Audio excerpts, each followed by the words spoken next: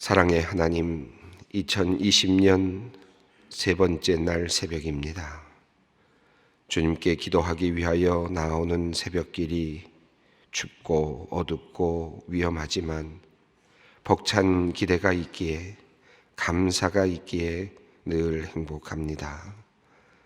이곳 소망의 예배당뿐만 아니라 소망 수양관에도, 그리고 분당의 기도처에도 이른 새벽에 주님을 찾는 소망의 성도님들이 있습니다. 또한 인터넷을 통해 실시간으로 새벽에 깨어 함께 기도에 참여하는 우리 소망의 성도님들이 있습니다. 새해에도 여전히 그 자리를 지킬 수 있기를 마음으로 다짐하며 주님께 기도하는 우리 기도의 용사들을 주님께서 귀하게 보아주시기를 원합니다. 이들이 주님께 기도를 드릴 때마다 주님의 따뜻한 음성 듣게 하시고 주님의 응답을 받게 하여 주시옵소서. 하나님 아버지, 주님은 자격도 없는 우리를 한없는 사랑으로 부르시어 주님의 귀중한 일을 맡겨주셨습니다. 우리를 부족하다 아니하시고 불러주신 은혜에 감사를 드립니다. 우리가 무엇이 있어서 주님의 부르심을 받은 것이 아니고 우리가 어떤 자격이 있어서 일을 맡게 된 것이 아님을 늘 우리가 잊지 않게 하여 주시기를 원합니다.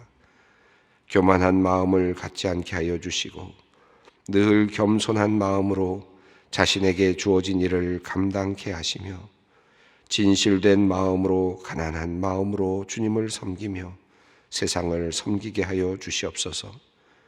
특별히 2020년 올 한 해 동안 우리에게 맡겨주신 일들을 잘 감당할 수 있도록 우리를 이끌어 주시옵소서.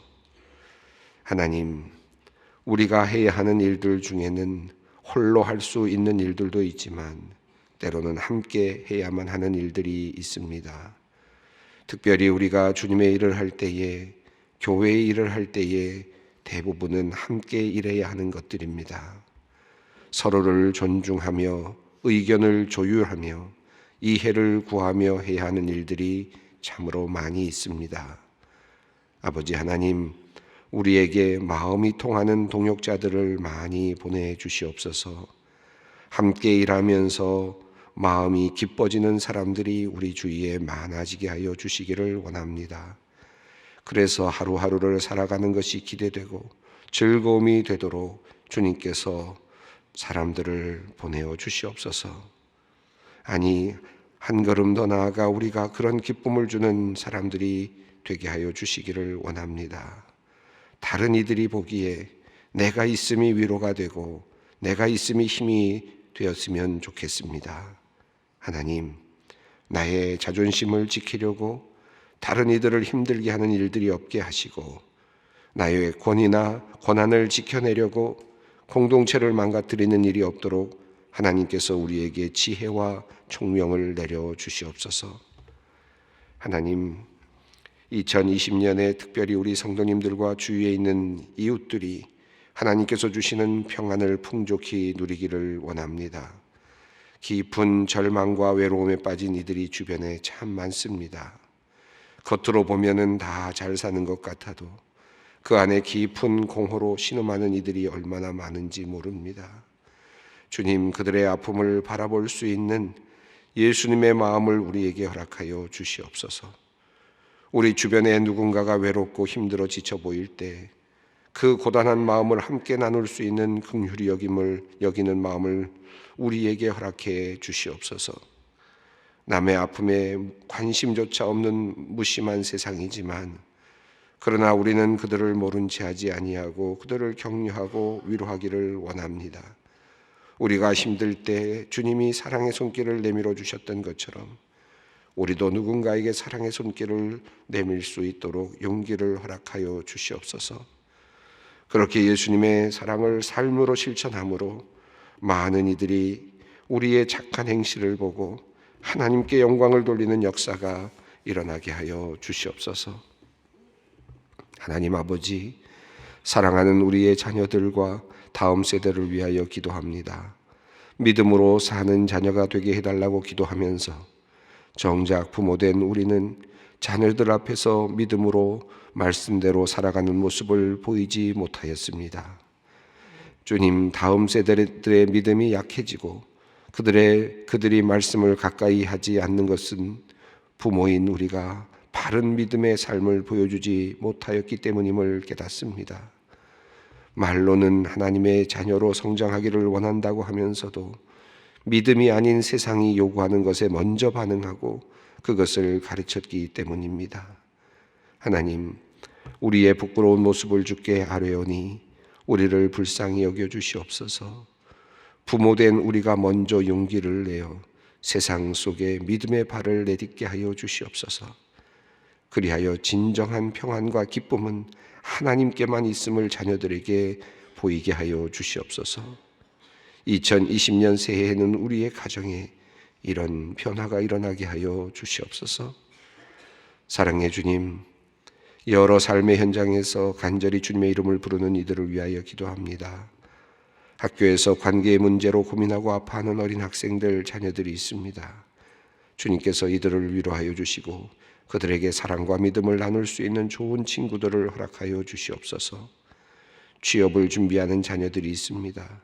이들에게 하나님이 주신 은사를 잘 활용할 수 있는 일터와 삶의 자리를 허락해 주시고 기다림이 길어지더라도 끝까지 소망을 잃지 않도록 주께서 함께하여 주시옵소서. 한 해를 더 시험에 매달려야 하는 우리 자녀들이 있습니다. 이들이 절망과 낙심에 빠져 주저앉지 않게 하여 주시고 오늘이 결코 끝이 아니며 나를 향한 하나님의 계획과 뜻이 있음을 분명히 기억하게 하여 주시옵소서. 국방의 의무를 담당하는 자녀들이 있습니다. 이 땅의 평화를 위해 젊음을 바치는 그 수고가 헛되지 않음을 깨닫게 하여 주시고 군대에서의 시간을 값지게 만들어 가게 하여 주시옵소서. 배우자를 위해 기도하는 자녀들이 있습니다. 오랫동안 기도해온 걸 주님께서 아십니다. 과거의 실패와 상처로 인해 마음 닿지 않게 하시고 좋은 사람들을 만날 수 있도록 안목도 주시고 또 사랑의 마음도 허락하여 주시옵소서. 새로 가정을 꾸린 자녀들이 있습니다. 경제적인 여건이나 불투명한 앞날로 인해 미리 염려하거나 두려워하지 않게 하시고 오늘뿐 아니라 내일을 책임지시는 하나님을 온전히 신뢰함으로 하나님께서 약속하신 기쁨과 행복을 먼저 누리게 하여 주시옵소서. 이제 하나님의 말씀 앞으로 나아갑니다. 살아계신 주님의 말씀을 붙들며 오늘도 우리를 위해 일하시는 주님의 손길을 경험하길 기도합니다. 멀리 계신 하나님이 아니라 항상 우리 곁에 계시는 주님의 손을 붙들고 주와 함께 걸어가는 복된 하루 되게 하여 주시옵소서. 우리 주 예수 그리스도의 이름으로 기도 올리옵나이다. 아멘. 오늘 우리에게 주시는 말씀은 창세기입니다. 창세기 1장 1절로 5절 말씀입니다. 창세기 1장 1절로 5절 말씀 우리가 한 목소리로 함께 봉독하겠습니다. 태초에 하나님이 천지를 창조하시니라. 땅이 혼돈하고 공허하며 흑암이 깊음 위에 있고 하나님의 영은 수면 위에 운행하시니라. 하나님이 이르시되 빛이 있으라 하시니 빛이 있었고 빛이 하나님이 보시기에 좋았더라. 하나님이 빛과 어두움을 나누사 하나님이 빛을 낮이라 부르시고 어두움을 밤이라 부르시느니라.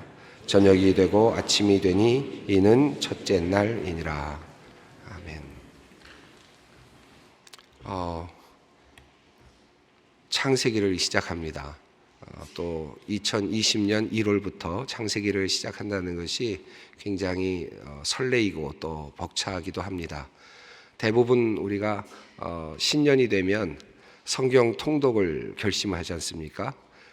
그리고 이제 시작을 하게 되면 창세기부터 시작을 하는데 그런 면에서 보면 매년 우리가 지금 닮아 있는 그런 셈이 됩니다. 창세기 1장 읽어내려가면서 이제 이 귀한 말씀을 읽어내려갈 텐데 한편으로 보면 이 창세기는 우리 모든 성도들에게는 너무나도 익숙한 또 책이기도 합니다. 그래서 창세기를 모르시는 분들은 거의 없는 것 같아요. 또 창세기를 읽어보지 않으신 분들도 거의 없는 것 같습니다. 아마 여기 이 새벽에 이곳에 계시는 분들, 또 새벽 기도를 함께 하시는 모든 분들은 창세기에 대한 설교를 안 들어보신 분 없으실 것이고 아마 수십 번 들어보셨을 거라고 생각합니다. 우리 은퇴 목사님이 김지철 목사님이 설교하신 걸 보니까 3번 하셨더라고요. 우리 계시는 동안에 3번 새벽 기도에서 반복하시면서 아주 은혜로운 설교를 하셨습니다. 제가 창세기를 준비하면서 우리 김 목사님 설교도 쭉 한번 들어봤습니다. 보면서 이렇게 설교를 다 분명하게 다 해주셨는데 제가 전할 말이 없겠다, 그런 생각이 들었습니다. 그래서 창세기는 여러분이 대부분 다 알고 계시고 또 많은 우리 설교가들을 통해서, 목사님들 통해서 들어오셨기 때문에 더 큰 기대, 새로운 것이 있다, 또 특별한 것이 있다라기보다는 이 창세기를 통해서 우리가 보다 더 우리들의 믿음을 다시 한번 확인한다, 그리고 또 보다 더 분명하게 한다라는 의미로 이 창세기를 함께 읽어나가면 좋겠다 생각이 듭니다. 너무 새로운 것을 또 찾다 보면 잘못된 길로 갈 수도 있으니까 우리가 이미 잘 풀려져 있습니다. 이 창세기에 대한 연구들은 참 많이 되어 있고, 또 한편으로는 또 그러면서도 또 창세기처럼 또 논쟁적인 책도 없죠. 여러분 아시는 것처럼 또 과학과 상충되는 부분들, 그 다음에 또 문화적인 부분들, 또 이 자체가 가지고 있는 또 그 안에서 발견되는 그 안에서 보여지고 있는 또 나름대로의 어떤 모순점 같은 것들, 우리가 호기심을 가지고 풀려고 하면 또 논쟁이 될 만한 것들이 창세기에는 너무나도 많이 있습니다. 그럼에도 불구하고 이 창세기는 모든 우리 하나님을 믿는 사람들에게는 아주 즐거운 책이고 재미있는 책이고 우리들의 신앙을 아주 힘있게 만들어주는 그런 책이라고 할 수 있겠습니다. 오늘 우리 창세기를 함께 이제 읽어가면서 이 창세기를 조금씩 살펴보도록 하겠습니다. 창세기 1장 1절을 한번 읽어보겠습니다. 태초에 하나님이 천지를 창조하시니라. 이 말씀을 읽기 전에 제가 한 가지 창세기에 대한 큰 흐름을 다 아시겠습니다만은 정리한다면 창세기는 1장부터 12장까지가 흔히 말하는 이제 원역사라고 합니다. 다시 말하면 이 모든 것들의 시작이 어떻게 되었는가 하는 것들을 성경의 관점에서, 하나님의 관점에서 우리에게 알려주시는 그런 선포의 내용들입니다. 그리고 12장 이후부터 이제 4명의 족장들이 나오죠.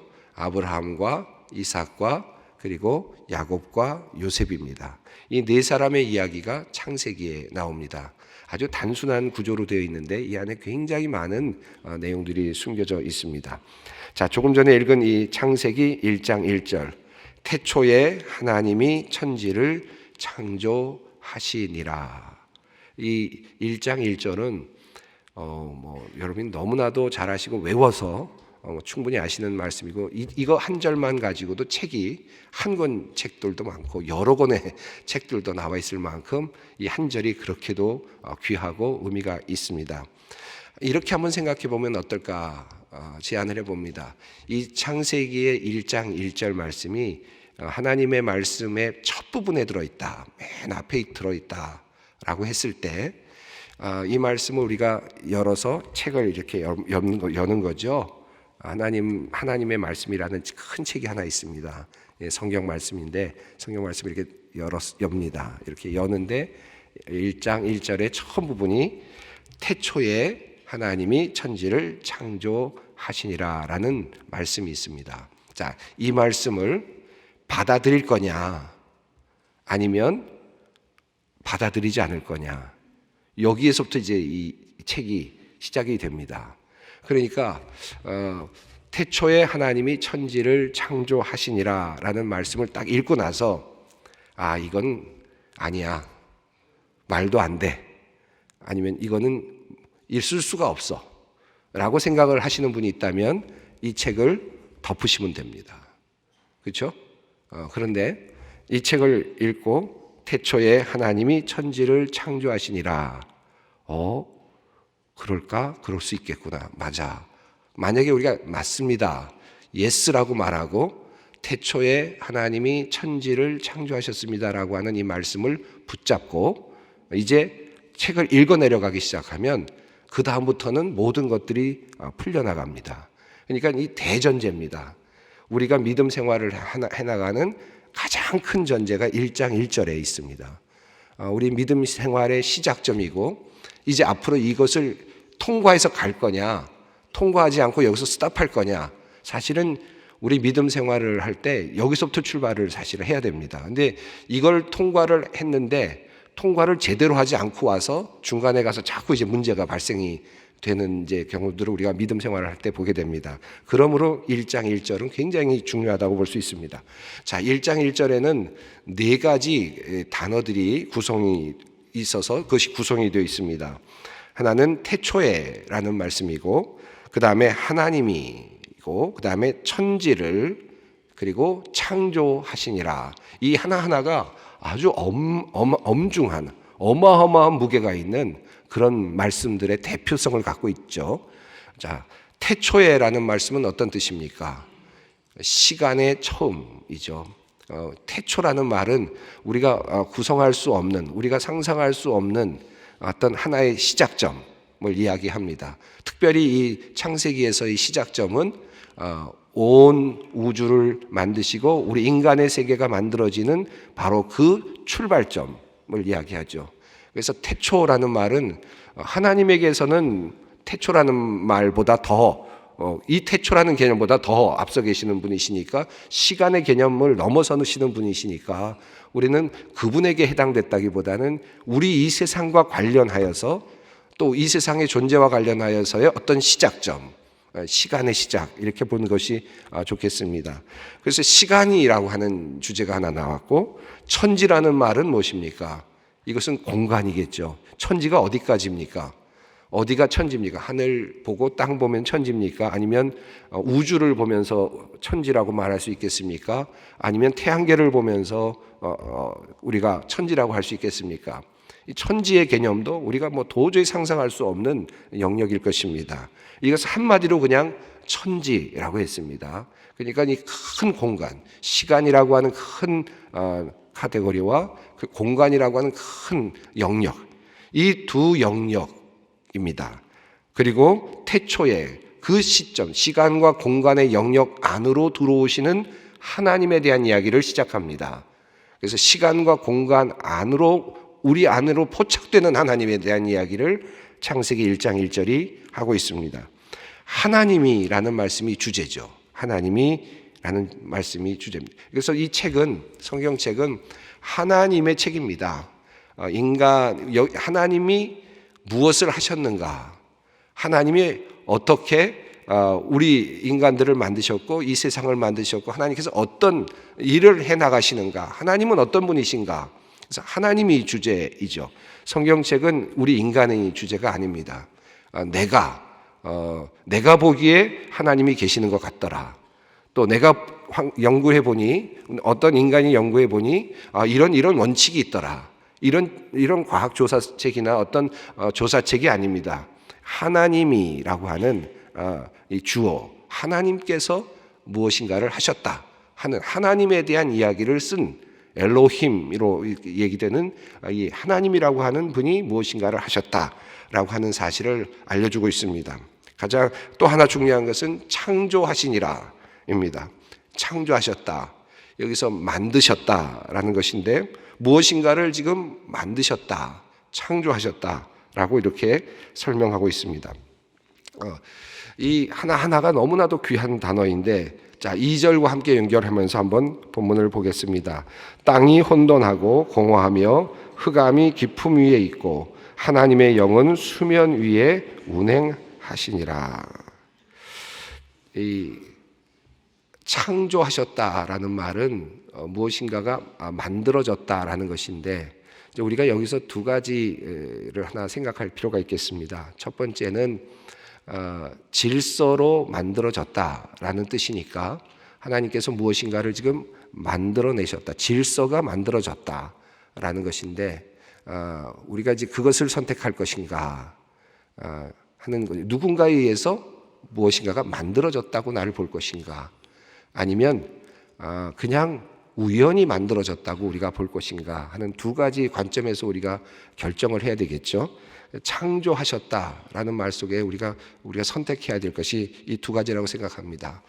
여러분은 어떻게 여러분을 결정하시겠습니까? 나는 우연이 되었다. 나는 우연히 만들어졌다. 이렇게 생각하시겠습니까? 물론 아이들은 이렇게 얘기할 수도 있어요. 엄마 아빠가 사랑하다가 우연히 만들어졌어, 나는. 이렇게 말할 수 있겠죠. 이거 그냥 우연이라고 생각하겠죠. 뭐 그것도 우연이라고 생각할 수 있겠습니다. 여러분 한번 그냥 요즘에 우리가 과학적으로 생각한다면 어머니 몸에서 나오는 세포와 아버지 몸에서 나오는 세포, 여러분 만약에 비커 같은 데다가 실험 도구 같은 데다가 갖다 놓고 그런 물질들을 이렇게 보여주면서 여기에 뭐가 있다고 보이느냐, 여기에 뭐가 있습니까? 라고 말한다면 뭐라고 말할 것 같아요? 여기서 우리 같은 사람을 상상할 수 있겠습니까? 생각하고 또 뼈가 생겨나고 그리고 내장이 생겨나고 그것이 일치감을 가지고 움직여 나가고 혈관이 움직여 나가고 그리고 생각이 만들어지고 그리고 하나님까지도 사고할 수 있는 능력이 생겨나고 이 모든 것들이요. 그리고 시간에 따라서 변화가 일어나고 또 시간에 따라서 적응해 나가고 하는 아주 기가 막힌 인체 말입니다. 그냥 우리가 한번 인체만 갖고 한번 생각해 보자고요. 자, 만약에 우리가 비커에 놓여 있는 어머니로부터 나오는 세포 한 덩어리하고 아버지로부터 나온 그런 하나의 그 물체 하나하고 이걸 뭐 갖다 놓고 여기서 이 둘을 합해 놓으면 무엇이 만들어졌냐? 이게 너희가 여기서 뭘 볼 수 있느냐라고 말할 때 우리가 그걸 상상할 수 있겠습니까? 그런데 내가 여기 지금 있는 모습이 우연이다. 이건 정말 이건 이해하기가 어려울 정도의 사실 도리어 우리가 받아들이기 어려운 것이죠. 이제 하나님 우리가 이제 우리 세상을 우연히 만들어졌느냐, 그냥 목적 없이 만들어졌느냐, 아니면 누군가에 의해서 목적을 가지고 만들어졌는가 하는 이 두 가지 이 관점에서 우리가 하나를 선택해야 됩니다. 여러분이 이제 선택한 것은 나는 적어도 그냥 만들어진 것이 아니다. 그리고 누군가에 의해서 목적에 의해서 하나님의 섬세하신 의도에 따라서 만들어졌다 라고 하는 것을 받아들이는 거예요. 이게 창조입니다. 그죠? 창조는 나뿐만 아니라 이 세상의 모든 것들이 우주를 보아도 그렇고 너무나도 기가 막힌 법을 가지고 움직이고 있습니다. 뭐 이것이 우주의 팽창을 통해서 여러 가지 과정으로 과학들이 이야기를 하고 있습니다만은 저는 과학자들의 그 지식을 따라갈 수 없으니까 그분들이 말씀하고 있는 것들을 다 이해하지도 못합니다. 그러나 한 가지는 제가 분명하게 알 수는 있습니다. 과학자들이 지금 알고 있는 것이 온전한 것은 아니다. 분명하다. 아직도 그들은 알아가는 과정에 있고 밝혀가는 과정에 있다. 그리고 무슨 말입니까? 무언가 법칙이 있다는 것이고 그 법칙을 따라서 지금 뭔가 움직이고 있는 것을 과학이 또는 의학이나 모든 학문들이 그것을 지금 찾아나가고 발굴해 나가고 그 원칙을 또 이해해 나가는 과정이다 라고 보는 것이 더 합리적이겠죠. 그러면 그것이 우리가 잊지도 않았던 그 수천 년, 수억 년 전부터 도대체 어떻게 해서 일어난 것인가? 과학이 발전하지도 않았던 그 수억 년 전부터 도대체 우리 역사들이 지금 말하고 있는 이런 과정 속에 있는 그 어려운 그 옛날부터 도대체 그것은 어떻게 해서 만들어진 것인가? 지금의 과학이 한 인간을 만들어낼 수 없는 상황인데도 말입니다. 자, 이렇게 생각해 본다면 우리가 이제 판단을 해야 될 텐데 우리가 이것을 믿음으로 판단할 것인가? 또 우리가 저는 근데 믿음보다는 조금만 더 솔직하게 나 자신을 돌아보고 고민하고 세상을 돌아보고 우주를 관찰해보고 조금이라도 더 깊이 들여다보려고만 노력한다면 하나님 내가 이것이 그냥 우연이 됐다라고 하는데 모든 걸 걸지는 않을 것 같아요. 저는 그래서 조금 더 우리가 솔직해보자, 조금 더 깊이 생각해보자. 그러면 우연히 만들어진 거다. 그보다는 목적을 가지고 누군가에 의해서 만들어졌다 하는데 표를 던지는 것이 더 지혜로운 판단이 아닐까 하는 생각이 듭니다. 그래서 성경은 우리들에게 이야기하는데 하나님이 창조하셨다라고 이렇게 이야기를 합니다. 제가 작년에 설교를 하면서 계속해서 제가 이제 하나님의 예술성에 대한 이야기를 이제 풀어가려고 하는데 아직 기회를 갖지 못했습니다만은 아마도 이 창세기를 읽어 나가면서 그럼 조금 다른 관점을 조금 적용해 본다면 아마도 그 관점을 가지고 조금 해석할 수 있지 않을까 하는 생각이 듭니다. 창조한다라는 말은 그냥 만들었다라는 말이면서 동시에 어떤 의미가 있습니까? 뒤에 이제 4절에 나오는 것처럼 보시기에 좋았다라는 말이 나오는 것으로 보아서 이것은 하나님의 예술적 활동이다라고 그렇게 이해할 수 있겠다고 말씀드렸습니다. 그러니까 하나님이 태초에 천지를 창조하실 때 그냥 뭐 무작위로 만든 것이 아니라 목적을 가지고 그리고 하나는 더 아름답게 만드셨다는 것입니다. 그러니까 두 가지가 다 있는 거죠. 목적도 있고 아름다움도 있는 것입니다. 목적만 있어서 투박하게 만든 것도 아니고 아름다움을 추구하시면서 하나님께서 만드셨다라는 것입니다. 자, 2절을 읽었는데요. 여기 보면 우리가 질문을 던지는 사람들은 여기서부터 이제 막 벌써 걸려 넘어지기 시작합니다. 태초에 하나님이 천지를 창조하시니라. 여기서 이것은 하나의 대전제입니다. 태초에 시간이 시작되던 그 시점, 우리가 알 수 없는 어떤 시점에 하나님께서 어떤 공간, 이 공간을 우리 시간과 공간을 하나님께서 우리가 가지고 있는 시간과 공간은 하나님의 의도에 의해서 만들어졌고 나도 그 안에 포함되어 있다. 이제 그것을 이해하는 것인데 2절을 보면 땅이 혼돈하고 또 물 위에 운행하셨다, 이런 수면 위에 운행하셨다는 말씀이 나옵니다. 어떤 분들은 아니 아직 땅이 나오려면 저 뒤에 나오는데 왜 갑자기 땅이 벌써 나와가지고 이거 그러니까 가짜다, 이렇게 이제 이거 잘못된 거다, 이렇게 이야기를 하는 분들이 있습니다. 여기서 지금 2절이 말하고 하는 것은 땅이 혼돈하고 수면 위에 운행하셨다는 말은 우리가 표현해낼 수 없는, 다시 말하면 지금 뒤에 나오는 내용들은 이제 땅을 만드시고 묻이 드러나고 이렇게 되어 있지 않습니까? 여기 보면 땅이지만 영어로는 이제 the earth입니다. 그러니까 지구 형태로 지금 번역을 했거든요. 그러면 뭐 해와 달과 별들이 나중에 나오는데 그럼 이건 도대체 뭐냐? 이렇게 이제 이해를 하면서 그러니까 이게 말씀이 좀 이해하기가 어렵다. 이제 어렵다. 이렇게 얘기를 하시는데 2절에 있는 말씀은 이제 막 시작을 하려다 보니까 뭐 할 수 있는 근거가 없잖아요. 그렇죠? 말할 수 있는 근거가 없고 인간이 이해할 수 있는 영역이 전혀 없기 때문에 인간이 이해할 수 있는 영역의 대표성을 가지고 와서 이야기를 지금 거는 겁니다. 이야기를 시작하는 겁니다.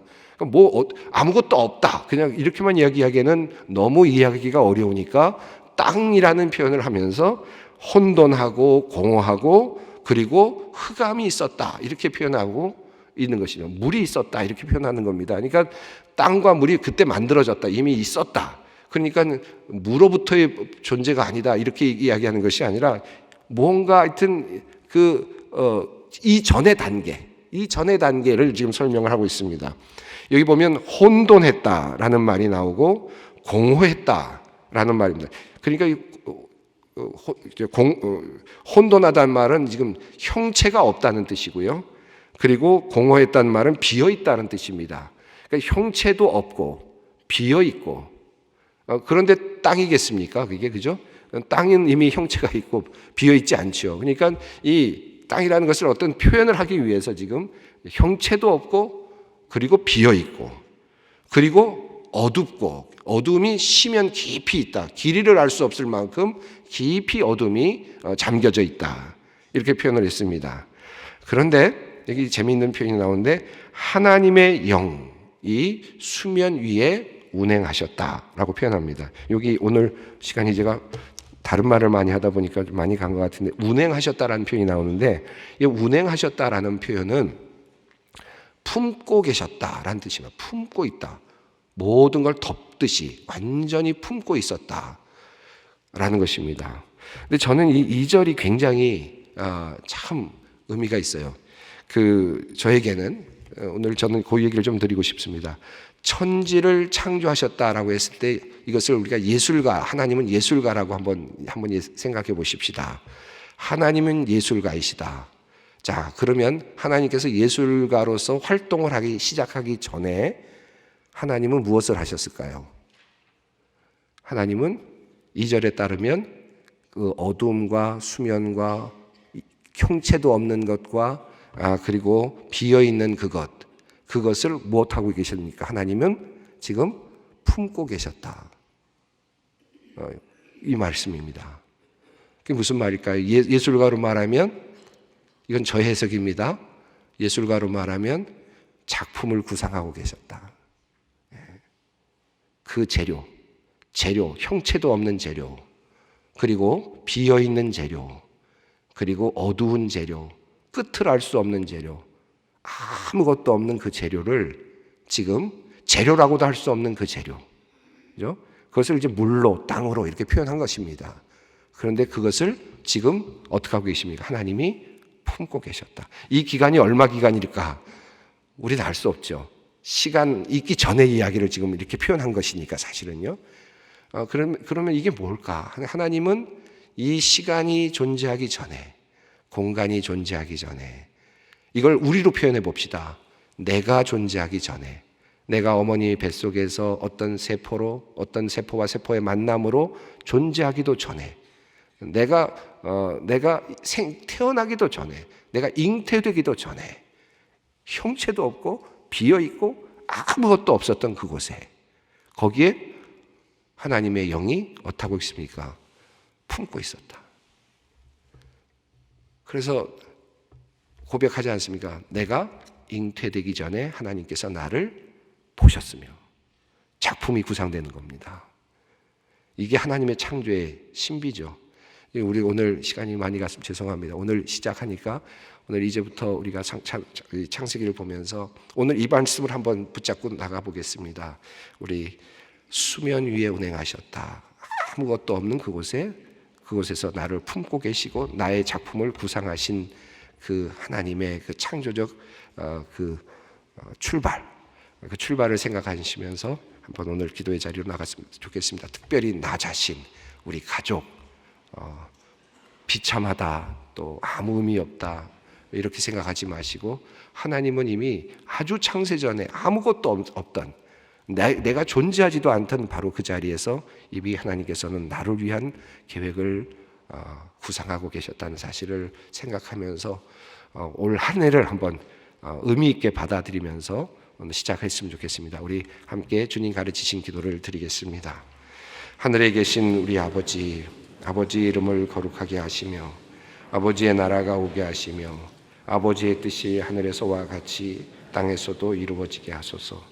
오늘 우리에게 일용할 양식을 주시고 우리가 우리에게 잘못한 사람을 용서하여 준 것 같이 우리의 죄를 용서하여 주시고 우리를 시험에 빠지지 않게 하시고 악에서 구하소서. 나라와 권능과 영광이 영원히 아버지의 것입니다. 아멘.